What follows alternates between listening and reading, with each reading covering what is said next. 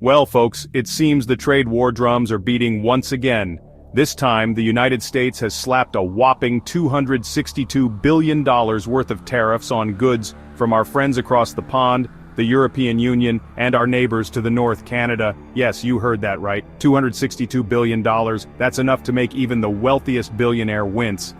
It's like the US decided to throw a giant economic tea party, but instead of tea, they're throwing tariffs and nobody's invited. So what exactly are tariffs? Well, in the simplest terms, they're like taxes on imported goods. They make those goods more expensive for consumers, like you and me. And what happens when things get more expensive? We buy less of them. The idea is to encourage people to buy domestically produced goods, but it's rarely that simple. This latest tariff drama is a major escalation in the ongoing trade tensions between the US and, well, pretty much everyone else. And it has left many people scratching their heads wondering, what's the deal? Why now? And what does it all mean for the global economy? Buckle up, folks, because we're about to dive headfirst into the messy world of international trade wars. Remember that time you got into a petty argument with your sibling over the last slice of pizza? This is kind of like that, but with countries and billions of dollars at stake. And instead of yelling matches over who gets the pepperoni, we have diplomats and economists going toe-to-toe over trade agreements and economic sanctions. The US leader, never one to shy away from a fight, has accused both the EU and Canada of unfair trade practices. Essentially, he's saying they're playing dirty, giving their own companies an unfair advantage over American businesses. Think of it like this. Imagine playing a game of basketball where the other team gets to carry the ball whenever they want, and you're constantly being called for fouls just for breathing.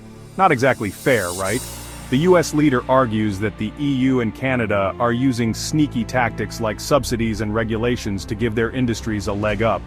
He claims that these practices are hurting American workers and businesses, particularly in sectors like agriculture and manufacturing. Of course, the EU and Canada aren't just going to sit back and take these accusations lying down. They've vehemently denied any wrongdoing, calling the US tariffs unjustified and protectionist. They argue that they're simply playing by the rules of international trade and that the US is just trying to bully them into submission. It's a classic case of he said, she said, but with much higher stakes. The US leader has specifically called out the EU for its agricultural subsidies, which he says are putting American farmers at a disadvantage. He's also targeted Canada's dairy industry, claiming that their supply management system is unfairly blocking American dairy farmers from accessing the Canadian market. It's enough to make you want to grab a glass of wine and a wheel of cheese and hide under the covers until it all blows over. So what happens when someone throws a punch in the global trade ring? Usually the other guy punches back, and that's precisely what the EU and Canada are threatening to do. They've both hinted at retaliatory tariffs on a range of American goods, from iconic products like bourbon and jeans to key industrial components. The EU is considering slapping tariffs on American goods like Harley-Davidson motorcycles, Kentucky bourbon, and Levi's jeans. You know, the things that scream America even louder than a bald eagle wearing a Stars and Stripes Speedo. Canada, meanwhile, is eyeing up American exports like meat, technology, and even tourism services. These retaliatory tariffs, if implemented, would be a major blow to American businesses, and could lead to higher prices for consumers on both sides of the Atlantic. It's like a game of economic hot potato, but instead of a potato, it's a ticking time bomb of tariffs, and nobody wants to be left holding it when it explodes. Imagine this. You're sitting down to enjoy a classic American meal of a juicy burger and fries, but the beef is from Canada, the potatoes are from Idaho, and the ketchup is made with California tomatoes. Suddenly that all-American meal doesn't seem so American anymore, does it? That's the interconnected nature of the global economy for you. The American angle politics, profits, and global power plays. Now you might be asking yourself, why is the US stirring the pot like this? Is it just because they like to see the world burn? Well, probably not. There are a few key factors at play here, and they're all tangled up like a plate of spaghetti and meatballs after a toddler has had their way with it. First up, we have politics. Let's be honest, folks.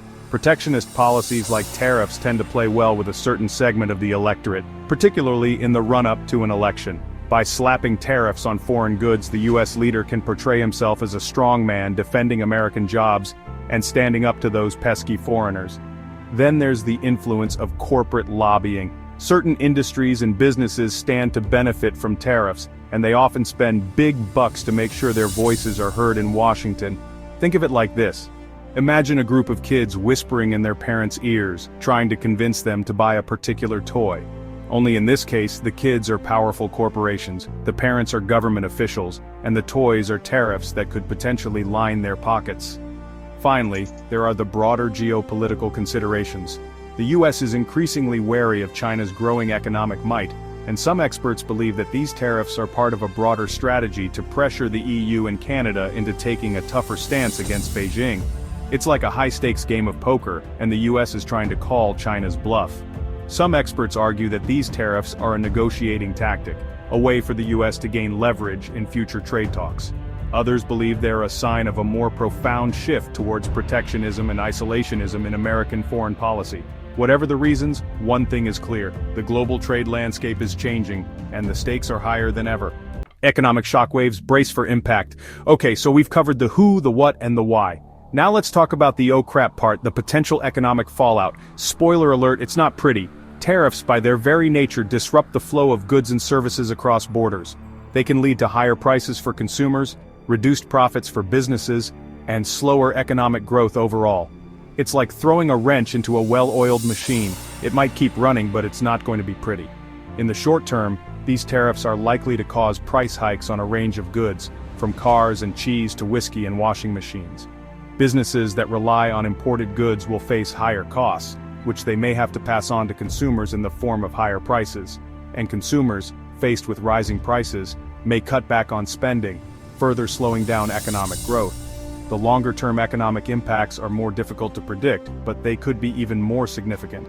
A full-blown trade war between the US and its major trading partners could disrupt global supply chains, reduce investment, and lead to job losses on all sides.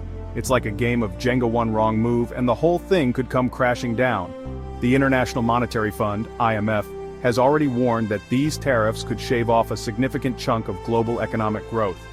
And the World Bank has expressed concerns about the rise of protectionism, warning that it could lead to a new era of slower growth and reduced prosperity. So yeah, not exactly the kind of news that makes you want to break out the champagne and party poppers.